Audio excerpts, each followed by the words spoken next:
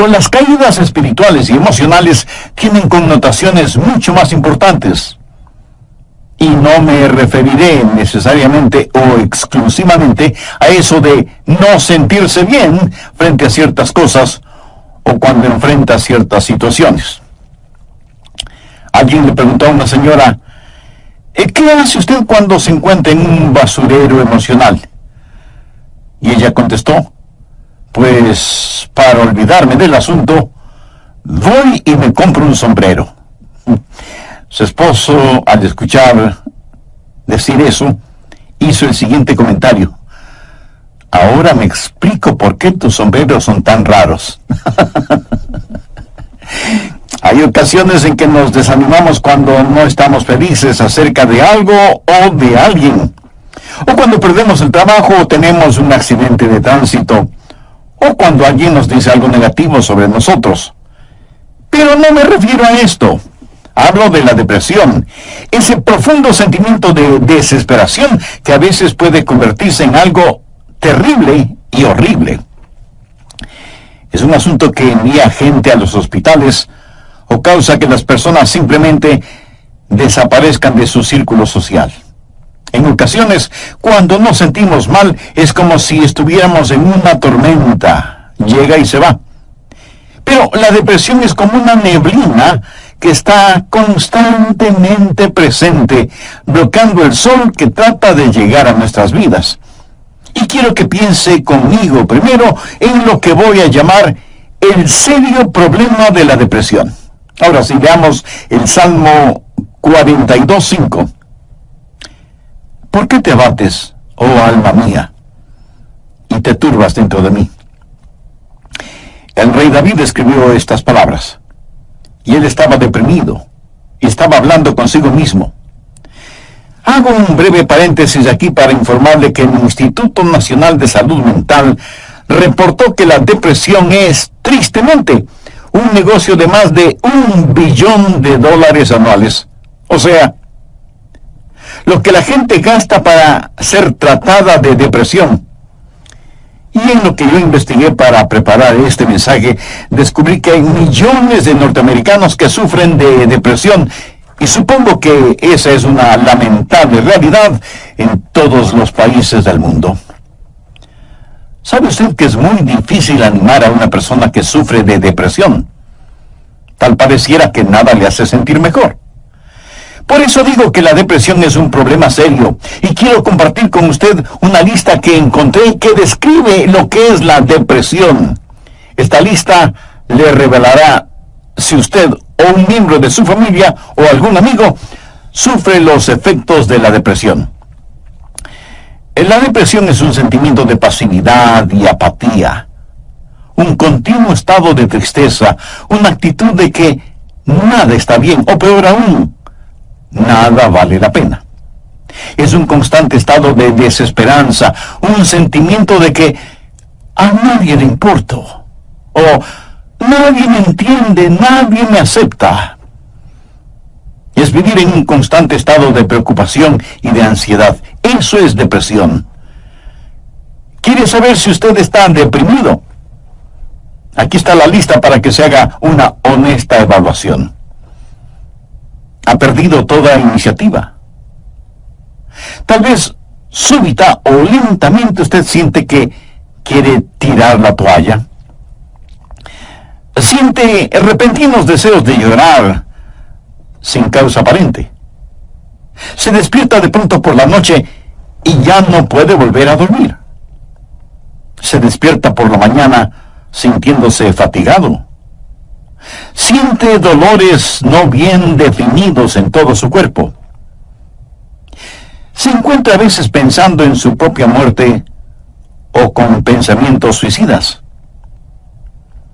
¿Alguna vez suspira incesantemente o como si algo pesado le oprimiera el pecho? Ha llegado al punto de no confiar en su propio juicio y le es un verdadero problema el tomar alguna decisión. Se vuelve a veces irritable y choca o pelea fuertemente con otros sin ninguna razón aparente. Está consciente de que nada, absolutamente nada le entusiasma.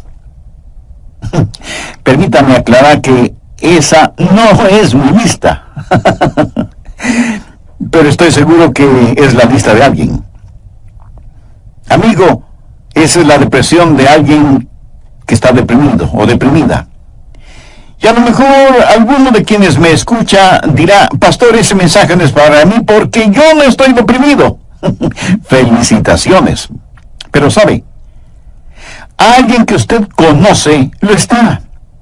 Y usted puede ayudar a ese alguien. ¿Está seguro o segura que usted no necesita ayuda en esta área? ¿Cómo puede levantarse cuando está caído? La depresión es una enfermedad mortal que manda a mucha gente a los hospitales y a otros a la tumba. Es la tercera causa de mortalidad en ciertas categorías y edades. Aquellos que hemos estado en el ministerio el tiempo suficiente, sabemos cuando vamos a una tumba a enterrar a un cónyuge, que no pasará mucho tiempo sin que tengamos que enterrar al otro. Y si usted me dice, oh, eso pasa con los incrédulos porque no saben lo que nosotros sabemos. Permítame decirle algo. Los hijos de Dios no son inmunes a la depresión. Moisés, ese gran líder del pueblo de Dios, experimentó tal estado de depresión que le pidió a Dios que lo matara. Jonás, poderoso profeta de Dios, también le pidió a Dios que le quitara la vida.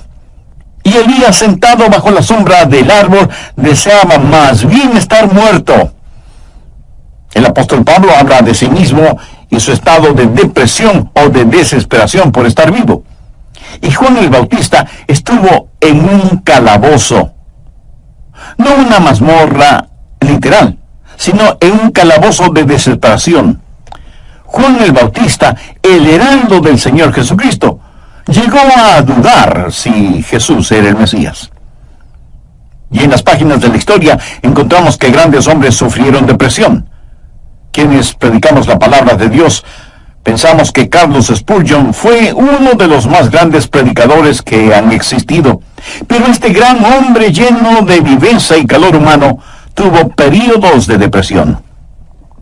Y en el área de la política, Winston Churchill fue el gran estadista que tuvo que dirigir Inglaterra durante la Segunda Guerra Mundial. Indiscutible líder, a veces tenía ataques de depresión tan grandes que no atendía a nadie en su oficina. Y él se refería a la depresión como el gran perro negro que me tiene entre sus fauces. Cuando el rey David en el Salmo 42:5 dice, ¿por qué te abates, oh alma mía, y te turbas dentro de mí? Exteriormente, cuando esto sucedió, él tenía la razón de estar deprimido. Perdió a su hijo Absalón, a quien amaba profundamente, a pesar de que Absalón se sublevó contra su padre, lo traicionó, trató de arrebatarle el reino, y David tuvo que huir para salvar su propia vida. Luego Absalón muere trágicamente. En 2 Samuel 18:33 leemos, entonces el rey se turbó y subió a la sala de la puerta y lloró, y yendo decía así, hijo mío, Absalón, hijo mío, Absalón, ¿quién me diera que muriera yo en lugar de ti? Absalón, hijo mío, hijo mío. David huyó para salvar la vida. Él debía ser el rey. Pero perdió su fortuna, perdió su hogar, perdió su poder, perdió todo respaldo financiero. Y como si todo esto fuera poco, David pecó contra Dios. Cometió un horrible, terrible pecado que le costó la vida a su tierno hijo. Y luego su hija fue violada por su propio hermano y tuvo una esposa que fue asaltada sexualmente. Y ahora su hijo rebelde, Absalón, había encontrado la muerte en forma trágica. La nación sobre la cual David se suponía que era rey estaba en turbulencia. Así que exteriormente David tenía toda la razón para estar deprimido. Las cosas no podían estar peor que lo que estaban. ¿Por qué te abates, oh alma mía, y te turbas dentro de mí? Este salmo es un caso clínico de depresión. En primer lugar, David tuvo lo que yo llamo sequedad espiritual. Miremos, por favor, los primeros dos versos de este Salmo 42. Como el ciervo brama por las corrientes de las aguas, así clama por ti, oh Dios, el alma mía. Mi alma tiene sed de Dios, del Dios vivo. ¿Cuándo vendré y me presentaré delante de Dios? David está sediento de Dios, pero siente como que si Dios estuviera lejano. David se siente como un ciervo rodeado por una jauría de perros de caza. Siente su sequedad espiritual, siente el temblar de su alma y piensa que a lo mejor Dios ya se olvidó de él. Mire lo que dice en el verso 9. Diré a Dios, roca mía, ¿por qué te has olvidado de mí? David está sediento de Dios, pero Dios parece que estuviera a años luz de distancia. ¿Dónde estás tú, Dios? ¿Por qué te has olvidado de mí? Sequedad espiritual. Dios no se había olvidado de él. Ese no es el punto. Y el rey continúa solamente en el verso 3 diciendo, fueron mis lágrimas mi pan de día y de noche. Y aquí me imagino a David llorando incontrolablemente, este poderoso hombre de Dios, ahora llorando como una criatura. Todos tenemos momentos de tristeza, pero no siempre de llanto incontrolable, aunque puede ser así. Eso es un signo de depresión. No es como una lluvia de verano que cae y desaparece rápidamente, sino que es más bien como una neblina continua durante el día nublado. David siente vergüenza y se siente derrotado.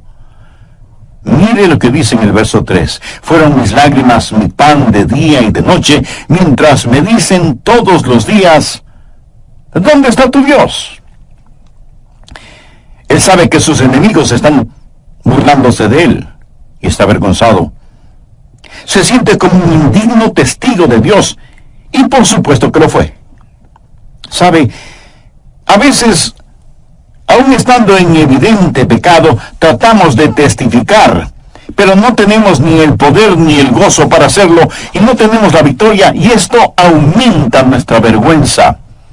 El sentido de culpa de David le hizo pensar que era una desgracia delante de Dios. Y todo era peor por las recurrencias de sus memorias. Mire lo que dice en el verso 4. Me acuerdo de estas cosas y derramo mi alma dentro de mí. De cómo yo fui con la multitud y la conduje hasta la casa de Dios, entre voces de alegría y de alabanza del pueblo en fiesta. David recordaba mejores días. Miró retrospectivamente aquellos días cuando tuvo gozo y paz junto con la multitud, alabando a Dios en la casa de Dios. Y ahora todo eso no era más que un recuerdo. Ya no era nada real para él, y hacía que todo su dolor, toda su turbación fuera más vívida, y sentía que esos hermosos días que antaño experimentó, los había perdido para siempre. Y como si eso no fuera suficiente, él estaba abrumado por las circunstancias. Miremos lo que David dice en los versos 6 y 7. Dios mío, mi alma está abatida en mí. Me acordaré, por tanto, de ti desde la tierra del Jordán, y de los hermonitas desde el monte de Mizar. Un abismo llama a otro a la voz de tus cascadas. Todas las ondas y tus olas han pasado sobre mí. El río Jordán es llamado el río de la muerte. La palabra Jordán literalmente significa descenso y juzgamiento. Comienza en el monte Hermón, que está casi a 3.000 metros sobre el nivel del mar, y desciende por un tortuoso camino hacia el Mar Muerto. El Mar Muerto está a casi 450 metros por debajo del nivel del mar. Y el río Jordán fluye hacia el Mar Muerto para no volver a aparecer. Así que, en la tipología bíblica, Jordán ha sido la representación de muerte y desesperación. Y David siente que está totalmente inundado por las circunstancias. Las aguas de Dios están sobre él. Está cubierto de problemas y no sabe hacia dónde dirigirse. Está absoluta y totalmente abrumado por las circunstancias. Y quiero decirle que estadísticamente, personas así son suicidas. Un jovencito de 16 años escribió la siguiente carta antes de suicidarse. Querido mundo, yo no quiero que me corten el pelo. Yo no quiero cuidar niños. Yo no quiero ir a ver a Gina mañana en el colegio. Yo no quiero hacer mis deberes de biología, de inglés, de historia, ni de ninguna otra materia. Yo ya no quiero estar triste o solo o deprimido. No deseo comer, ni beber, ni conversar, ni dormir, ni respirar. Sencillamente ya no quiero vivir. Papá, mamá, no es culpa de ustedes. Solo que no me siento libre. Me siento enfermo, triste y solo, aunque esté rodeado de mis padres, hermanos, compañeros y amigos. Eso, mi amigo, es depresión y es muy, pero muy triste. La depresión es un serio problema. En segundo lugar, quiero que sepa y vea que hay una provisión espiritual para la depresión. Gracias a Dios, usted no tiene que estar deprimido. Dios ha hecho provisión para usted, para mí, para nuestras familias y para nuestros amigos, para todos aquellos que sufren depresión. Primero, usted tiene que mirarse interiormente y analizar su corazón. Veamos el Salmo 42, los versos del 5 al 7. ¿Por qué te abates, oh alma mía, y te turbas dentro de mí? Espera en Dios, porque aún he de alabarle, salvación mía y roca mía, Dios mío. Mi alma está abatida en mí. Me acordaré, por tanto, de ti desde la tierra del Jordán, y de los hermonitas desde el monte de Mizar. Un abismo llama a otro a la voz de tus cascadas. Todas tus ondas y tus olas han pasado sobre mí. Pero ahora quiero que note en forma particular que David comienza a hablar consigo mismo. Y si usted me pregunta si uno puede hablar con uno mismo, pues le diré que sí, David lo hizo. Y no me diga que usted nunca ha hablado con usted mismo, porque francamente no se lo voy a creer. Porque todos lo hacemos, consciente o inconscientemente. Note que David está hablando con su alma. El alma es el ego que vive dentro de cada uno de nosotros, no es el espíritu. El espíritu es su naturaleza espiritual, su alma es su naturaleza emocional, su mente, sus emociones, su voluntad. Y David le habla a su alma. En el próximo programa terminaremos este estudio bíblico sobre la depresión. Y espero que esto no lo deprima ahora. Antes de finalizar y sabiendo que la depresión no hace acepción de personas y la sufren santos y pecadores, permítame preguntarle en forma personal, ¿ha depositado su fe en el Señor Jesucristo? ¿A quién recurre cuando está deprimido? Recuerde que la causa de la depresión puede ser externa, pero la solución es interna, íntima, personal. Si usted aún no tiene a Jesús en su corazón, puede hacerlo este mismo momento. Ore con sus propias palabras de la siguiente manera. Señor Jesús, sé que eres el Hijo de Dios, que fuiste a la cruz para pagar la culpa de mis pecados, y que Dios te resucitó de entre los muertos. Este mismo momento te acepto en mi corazón como mi Salvador y mi Señor, y te ruego que tomes el control total de mi vida. Gracias por perdonarme. Gracias por darme nueva vida. Y ayúdame a vivir de tal manera para que pueda traer honra y gloria a tu nombre. Hazme la clase de situaciones en que nos desanimamos cuando no estamos felices acerca de alguien o de algo, o cuando perdemos el trabajo o tenemos un accidente de tránsito, o cuando alguien dice algo negativo sobre nosotros. Pero no me refiero a esto. Hablo de la depresión. Ese profundo sentimiento de desesperación que a veces puede convertirse en algo terrible y horrible. La depresión es un sentimiento de pasividad y apatía. un continuo estado de tristeza, una actitud de que nada está bien, o peor aún, nada vale la pena. Es un constante estado de desesperanza, un sentimiento de que a nadie le importo, o nadie me entiende, nadie me acepta. Es vivir en un constante estado de preocupación y de ansiedad. Eso es depresión. ¿Quiere usted saber si está deprimido? Aquí está la lista para que se haga una honesta evaluación. Ha perdido toda iniciativa. Tal vez súbita o lentamente usted siente que quiere tirar la toalla. Siente repentinos deseos de llorar sin causa aparente. Se despierta de noche y ya no puede volver a dormirse. Se despierta por la mañana sintiéndose fatigado. Siente dolores no bien definidos en todo su cuerpo. Se encuentra a veces pensando en la propia muerte, la suya, o con pensamientos suicidas. ¿Alguna vez suspira incesantemente o como si algo pesado le oprimiera el pecho?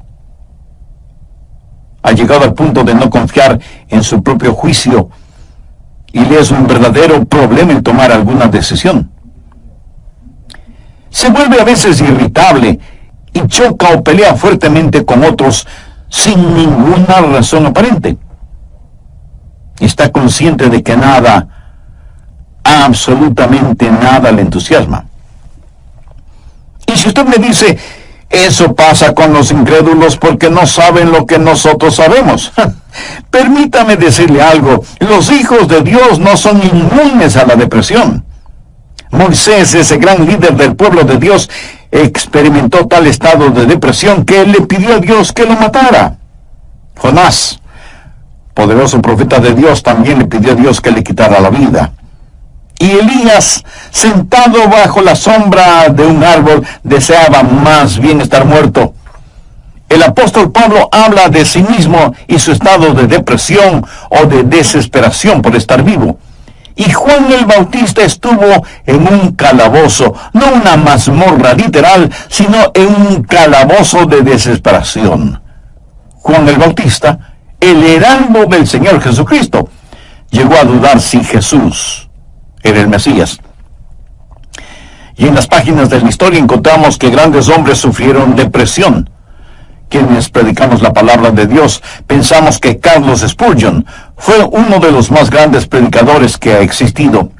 Pero este gran hombre lleno de viveza y de calor humano tuvo períodos de depresión. David se suponía que era rey, estaba en turbulencia. Así que exteriormente David tenía toda la razón para estar deprimido. Las cosas no podían estar peor de lo que estaban. ¿Por qué te abates, oh alma mía, y te turbas dentro de mí? Este salmo es un caso clínico de depresión. En primer lugar, David tuvo lo que yo llamo sequedad espiritual. Miremos, por favor, los primeros dos versos de este Salmo 42. Como el ciervo brama por las corrientes de las aguas, así clama por ti, oh Dios, el alma mía. Mi alma tiene sed de Dios, del Dios vivo. ¿Cuándo vendré y me presentaré delante de Dios? David está sediento de Dios, pero siente como que si Dios estuviera lejano. David se siente como un ciervo rodeado por una jauría de perros de caza, siente su sequedad espiritual, siente el temblar de su alma y piensa que a lo mejor Dios ya se ha olvidado de él. Mire lo que dice en el verso 9, diré a Dios, roca mía, ¿por qué te has olvidado de mí? David está sediento de Dios, pero Dios parece que estuviera a años luz de distancia. ¿Dónde estás tú, oh Dios? ¿Por qué te has olvidado de mí? Sequedad espiritual. Dios no se había olvidado de él. Pero ese no es el punto. El rey continúa su lamento en el verso 3 diciendo, fueron mis lágrimas, mi pan de día y de noche. Y aquí me imagino a David llorando incontrolablemente, este poderoso hombre de Dios, ahora llorando como una criatura. Todos tenemos nuestros momentos de tristeza, pero no siempre de llanto incontrolable, aunque puede ser así. Eso es un signo de depresión. No es como una lluvia de verano que cae y desaparece rápidamente, sino que es más bien como una neblina continua durante un día nublado. David siente vergüenza y se siente derrotado. Mire lo que dice en el verso 3. Fueron mis lágrimas mi pan de día y de noche, mientras me dicen todos los días, ¿dónde está tu Dios?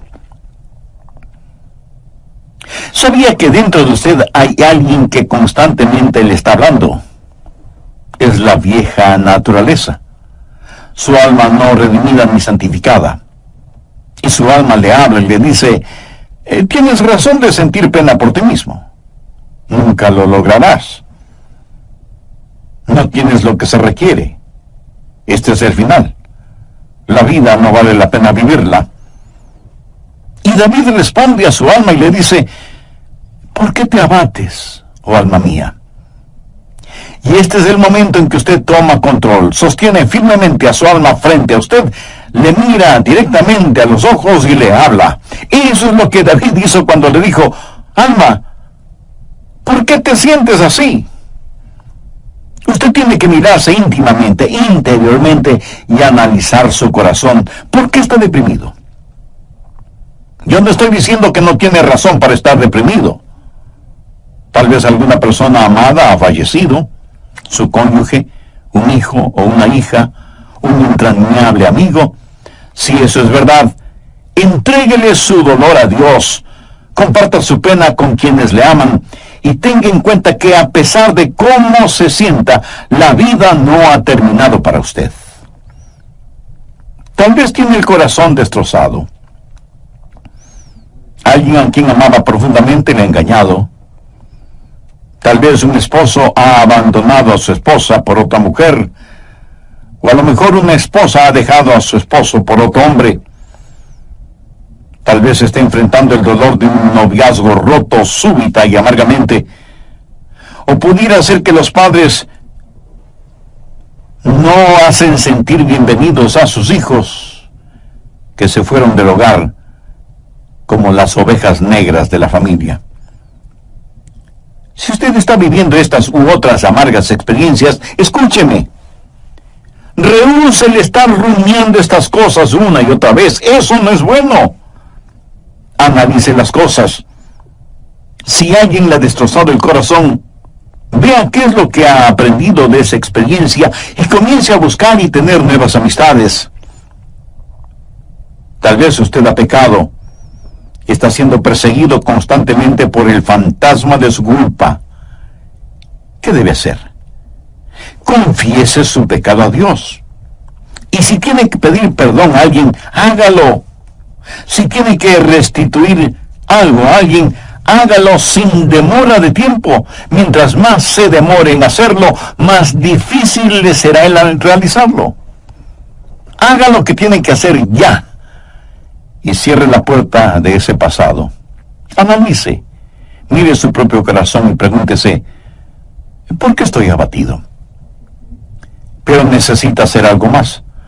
No solo un análisis íntimo de su corazón, sino que mirando hacia arriba, reconozca que necesita ayuda una vez que ha identificado el problema. Noten los versos del 7 al 9 lo que David dijo. Un abismo llama a otro a la voz de tus cascadas. Todas tus ondas y tus olas han pasado sobre mí. Pero de día mandará Jehová su misericordia, y de noche su cántico estará conmigo, y mi oración al Dios de mi vida. Diré a Dios, roca mía, ¿por qué te has olvidado de mí? ¿Por qué andaré yo enlutado por la opresión del enemigo? ¿Qué es lo que David está haciendo ahora? Pues mirar hacia arriba.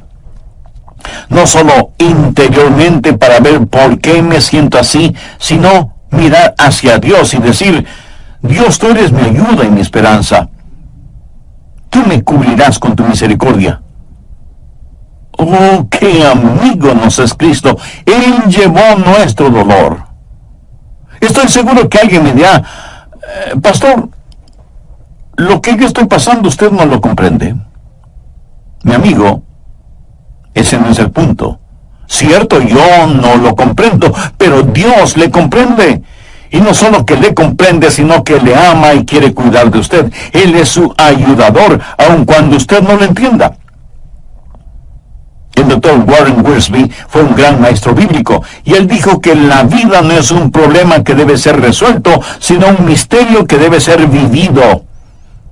Eso nos hace recordar siempre que, como hijos de Dios, no vivimos de explicación.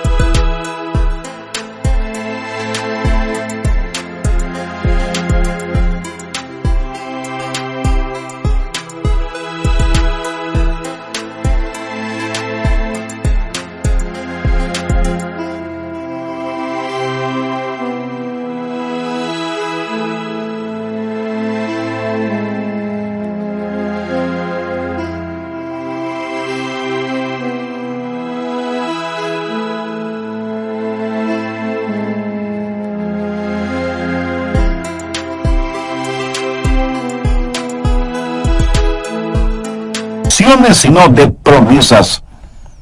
Algunos piensan que de alguna manera Dios les ha olvidado o Dios les ha fallado. No. Dios ni se ha olvidado de usted ni le ha fallado a usted. Pero David se sintió así. Mire la pregunta que hace en el verso 9. Dios, ¿por qué te has olvidado de mí? No, Dios no se había olvidado de David. No lo entendían entonces. Tenía que parecer sin significado el tener significado. Esto no tiene ningún significado para usted. Verá, podemos confiar en Dios para cualquier cosa si entendiéramos el porqué. Pero Dios no nos deja entender el porqué todo el tiempo para que podamos conocer el quién y podamos confiar en Él en aquello que no entendemos. Andrew Murray fue un extraordinario hombre de Dios y dijo lo siguiente: en tiempos de problemas, aquellos que confían en Dios deben primero decir, Él me trajo hasta aquí. Es por su voluntad que me encuentro en esta situación. Y Él me mantendrá aquí en su amor y me dará la gracia en este juicio para comportarme como su hijo. Él hará que este juicio sea una bendición, enseñándome las lecciones que Él quiere que aprenda y trabajando bajo su gracia ya concedida. Finalmente, en su tiempo, Él le librará nuevamente. ¿Cómo y cuándo? Bueno, solo Él lo sabe. Así que cuando usted está en dificultades, diga, estoy aquí primero por la voluntad de Dios, segundo bajo su cuidado, tercero bajo su entrenamiento y cuarto en su tiempo. Alguien dijo, Dios es demasiado bueno para no ser bondadoso, demasiado sabio como para cometer errores. Y cuando no podamos ver su mano, podemos confiar en su corazón. Mírese interiormente y analice su corazón. Salmo 42:11. ¿Por qué te abates, oh alma mía? ¿Y por qué te turbas dentro de mí? Espera en Dios, porque aún he de alabarle. Y Dios quiere que le diga a alguien que me esté escuchando este momento, sin que importe cuán difíciles sean las circunstancias, que Dios está con usted. No pierda la esperanza. Dios tiene un futuro lleno de esperanza para usted. David le habló a su alma y le dijo, espera en Dios. Ahora, esperar no significa un deseo vano, significa una seguridad definitiva basada en la anticipación. Hay solo dos lugares en donde toda esperanza es imposible. El uno es el cielo, porque ya no necesitamos ninguna esperanza, todo será realizado. El otro lugar es el infierno. Si usted muere sin ser salvo, se irá al infierno y quedará fuera de toda esperanza. Pero la esperanza siempre es posible. Mi amigo, lo que encontramos en Jeremías 29:11 es para usted ahora mismo. Escuche lo que dice ese versículo. Porque yo sé los pensamientos que tengo acerca de vosotros, dice Jehová, pensamientos de paz y no de mal, para daros el fin que esperáis. O sea, un futuro y una esperanza. No permita que Satanás apague la vela de la esperanza. Usted necesita mirarse interiormente y analizar su corazón. Necesita mirar hacia Dios y saber que habrá ayuda. Necesita mirar al frente y darse cuenta que hay esperanza. Dios transformará su calvario en una Pascua y convertirá cada una de sus lágrimas en perlas. Dios pondrá un hermoso arco iris de su gracia sobre sus pesares. Espera en Dios. Él va a llenar las más profundas necesidades de su corazón. Y Dios nunca estará satisfecho hasta que el más grande deseo suyo sea Él mismo. Hemos hablado del serio problema que es la depresión y de la esperanza que hay para usted. ¿Cuál es la promesa segura contra la depresión? ¿Por qué te abates, oh alma mía? ¿Y por qué te turbas dentro de mí? Espera en Dios, porque aún he de alabarle. Si usted está caído espiritual y emocionalmente, puede levantarse. Y si hoy se siente deprimido, recuerde que Dios le ama. Ni una hoja cae al suelo sin que Él lo sepa. Sé que a veces abrazamos a las personas, les damos unas palmaditas en la espalda y les decimos que las cosas van a mejorar. Pero, mi amiga, mi amigo, escúcheme. Aparte de Jesús, no hay una verdadera esperanza para el mundo. Anoche, mientras meditaba en este mensaje que estoy compartiendo con usted, dije, Señor, no quiero hablar sobre la depresión. Quiero hablar más bien sobre algo feliz o algo realmente animador. Y el Señor me dijo, Adrián, hay alguien que necesita escuchar ese mensaje. Hay muchas personas sufriendo de depresión.